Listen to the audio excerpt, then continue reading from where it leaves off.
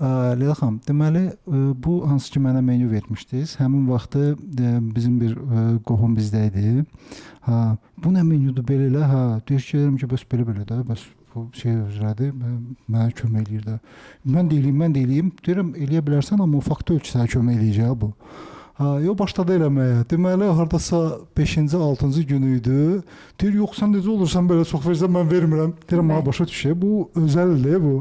Bu sırf mənə görə hazırlanıb. Mən getmişəm, Leyla xanım analizlərə baxıb, eləyib. Ondan sonra tərtib edir ki, bu qədər olar, bu qədər olar və o halda başlayıb işləməyə.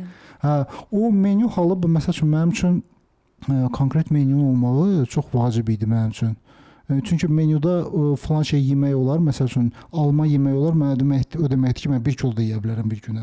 Yəni o mənim üçün qəbul olunmaz, yəni konkret olmalıdır. Dinləmək lazımdır. Həm də ki, bir dənə situasiya oldu. Mən yadınızdadır, bir ara biz Qubiyə getməli olduq. Mən dedim rasiona əməl edə bilməyəcəm.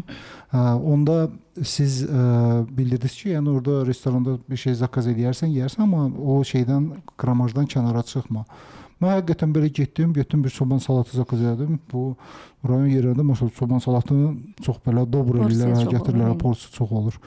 Gətirdilər, yedim. Mən onun qədiyyətə bir mən sizə deyim, bir 60%-ni yedim də.